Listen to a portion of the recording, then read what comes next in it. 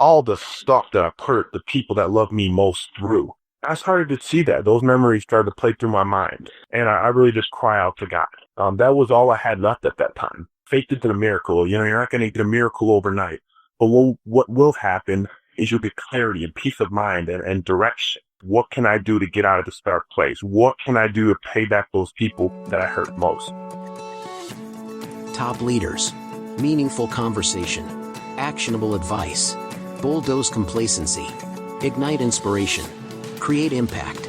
Produced by Southwestern Family of Companies. This is the Action Catalyst. Busy women, I'm talking to you. I know we have a lot of you in our audience. Do you feel disconnected or struggle with negative body image and insecurities that impact your self-esteem? Do you want to feel more confident, empowered, and connected with your body and create harmony within?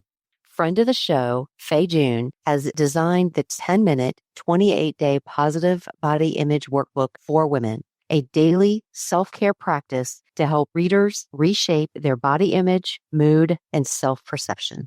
In just 10 minutes every day, every exercise fits seamlessly into busy schedules. Each activity is easy and well organized. The writing is clear and approachable. And the best part, you have total control over setting your own pace. Plus, you get bonus downloads like an ebook with worksheets and meal plan strategies, guided meditations to support daily exercises or promote relaxation, and inspirational wallpapers and printable cards to keep motivated.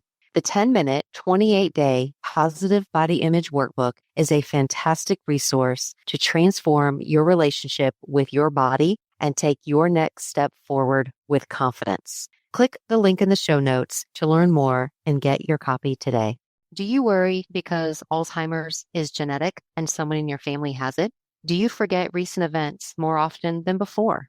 Award-winning author Ellen Wood presents The Secret Method for Growing Younger, Volumes 1 and 2, a unique anti-aging program endorsed by Marianne Williamson and 5 acclaimed doctors that combines cutting-edge neuroscience and epigenetics with ancient practices for mental and spiritual wellness.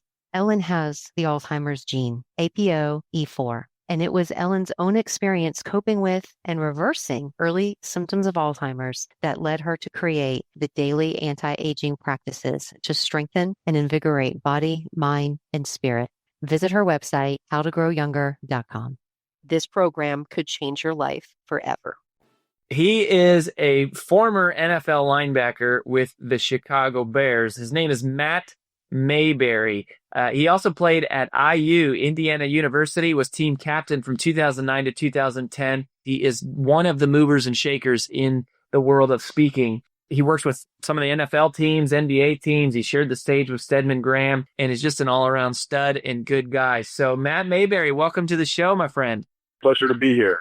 Can you tell us your story? Because it's like you made it and then you have this ankle thing. Like, just kind of walk us through how you got started and how you made it to the NFL. Well, really it started for me. I really have 3 big failures in life that I always come back to. It all started for me when I was a high schooler. I was raised by 2 wonderful parents, provided me and my brother with really everything that we needed to be successful young men and really be difference makers in this society. One of my first big failures came when I entered high school. I think when we enter high school, we're around, more opportunity for peer pressure to make wrong decisions.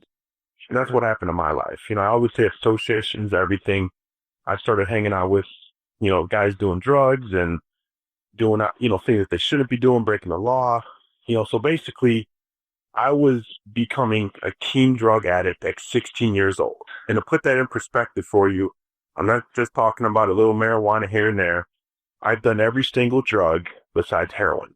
That's the life I started to enter. Robberies, getting arrested, cocaine almost every day, getting suspended every other week. My best sport growing up was baseball. People that were close to me knew that baseball was my best sport and that I probably could get drafted out of high school. Well, 2 months later, I ended up getting kicked off the baseball team because I stole one of my teammates' wallets. And the other side of the story is it wasn't just a teammate, it was one of my good friends. So, you see what a dark place I was in. And, my epiphany came one night after I went to an outpatient rehab facility. I missed school for about a month. This was my only way to stay in school. This was my only way really to keep living. My guidance counselor told me I'd be in prison or dead by my 18th birthday.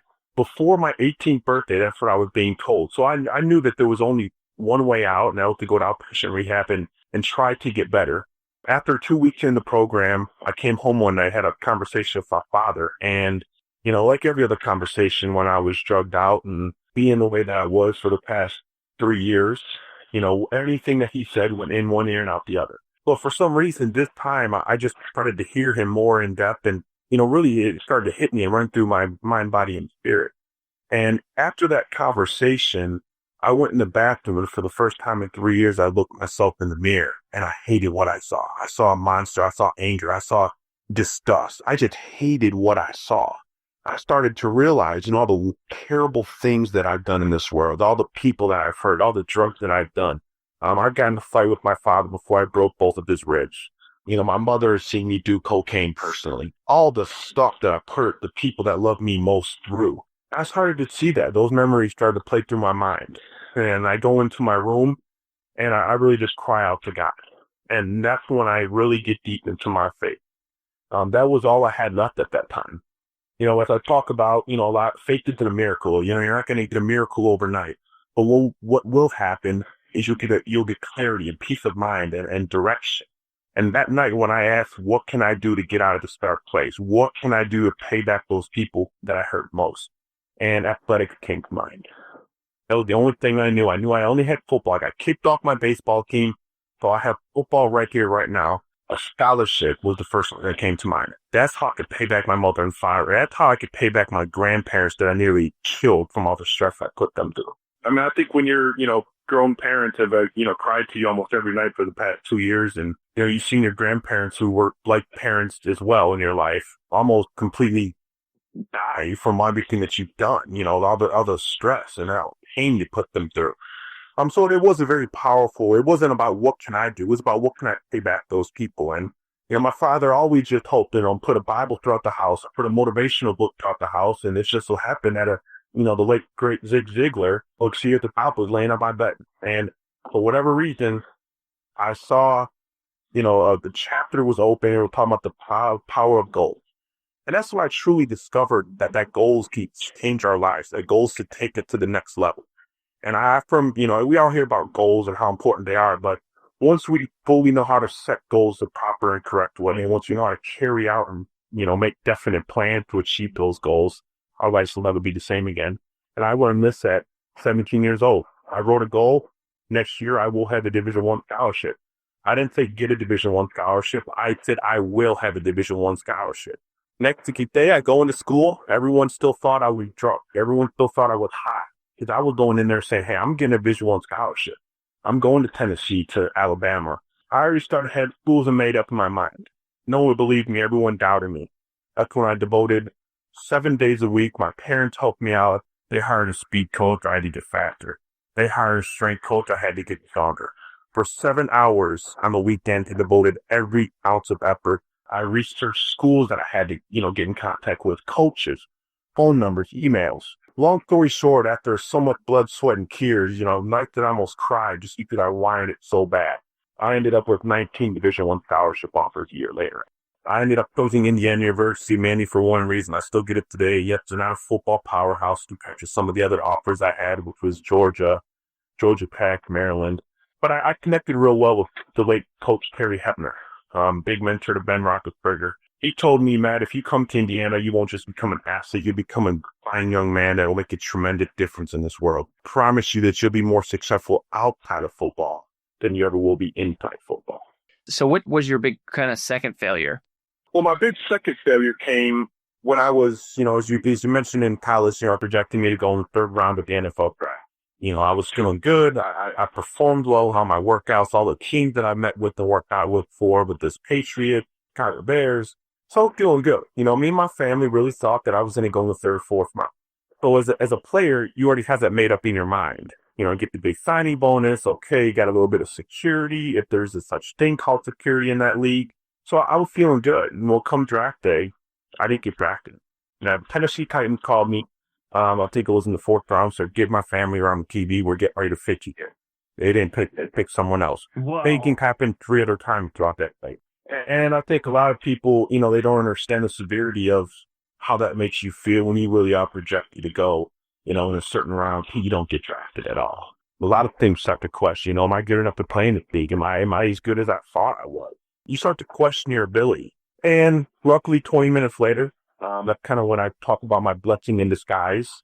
Chicago Bears from calling me Jerry Angelo, the general manager, and offer me a free agent contract. I sign right there. Next thing you know, I'm a Chicago Bear, hometown kid playing for the hometown team. Kind of a Cinderella story. Everyone in my community kind of broke the story, and now everyone's out rooting for me. And that enters my third biggest failure. That kind of really shocked my whole world, which, as I said, everyone in the community, everyone kind of built up this Cinderella kid story, rooting for me. Have a great training camp. I worked my way from 14 to second team behind Lance Bridge. Playing the San Diego Chargers on a beautiful Saturday evening out in sunny San Diego, California. Second quarter, a big 320-pound lineman comes crashing down on my ankle. With all the adrenaline and everything built up in a first NFL game, I said, okay, I might have sprained my ankle. Well, the following day when I wake up, I continued to play throughout that game. I had a great game, actually. Even though I had a missed back opportunity, it was still a pretty good game for me, the rookie, my first outing. But the next day, when I get out of bed, I completely collapse. And I realized, oh no, this can't be good. Because I know that NFL's first thing, the big business, big money business, and that decisions have to be made. Well, I go into this facility, get treatment. That's when I realized that they're going to take me, we'll get an MRI, X-ray.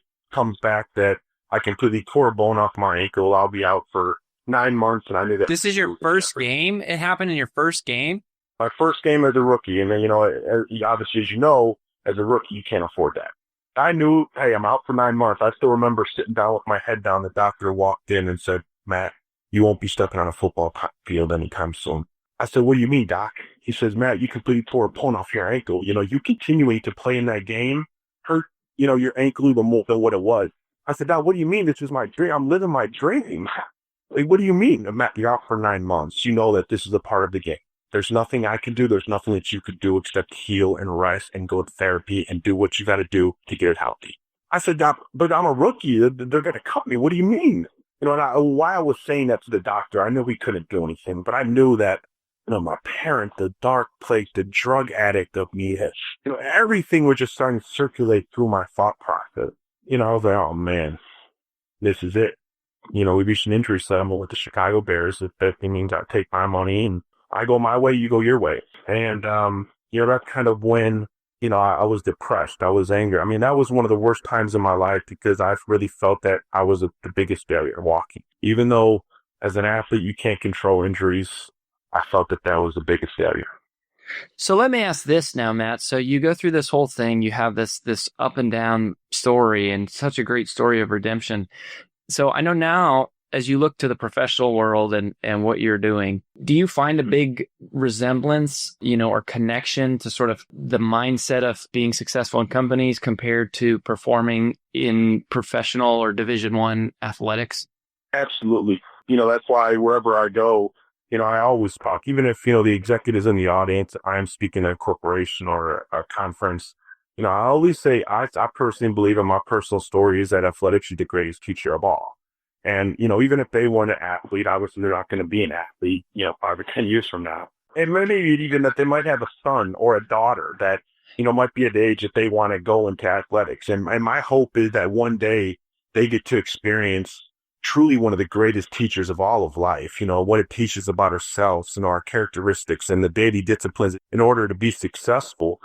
Athletics is just unbelievable in that respect. But to answer your question, absolutely. I see 100% resemblance between the top athletes, between the top executives. And not only that, and from an individual standpoint, from a collective team standpoint, the top performing corporations compared to the top performing teams in athletics. What do you think? Absolutely. What are some of those characteristics? Like, what are some of those things that they have in common? Number one is vision, first and foremost. I mean, I think, as a football team, you walk in the beginning of the season during camp, you have one goal to win the Super Bowl. Every single team meeting that you have, you revisit that subject. And not only that, you know exactly what you have to do in order to get to that big show. You know what you have to do day in and day out, Everything is scripted. You have a set routine, set schedule. The same thing is transferred over in the business arena. You have one goal, your one mission, one vision. Be 5, 10, even 5, 10 years from now in the business world. But every single day, everybody has to be bought into that vision. Every single employee. So I guess the part that I didn't know so much about your story was the low points. If somebody's listening right now, Matt, and let's say that they're going through one of those low points, what advice would you give to that person? I think that the first advice is, number one, just know that you're extraordinary. I think so many times when we've been hit repeatedly over in life, day in and day out, we forget how powerful we are. We forget that, hey, we truly are extraordinary, and we come from an extraordinary God. And I think once we can first realize that aspect, we're destined for greatness. No matter how dark times may be throughout life, if we just continually move forward, find ways to better ourselves day in and day out, work to become the best version of ourselves, we will get there. It's just a matter of time. Well, I admire your courage and stay the path, and thank you for being here. Absolutely. Thanks so much for having me. If you enjoy this podcast, please make sure to subscribe. And to stay updated on everything that the Action Catalyst is up to, make sure to follow us on Facebook and Instagram at Action Catalyst Podcast and on Twitter at Catalyst_Action. And thanks for listening.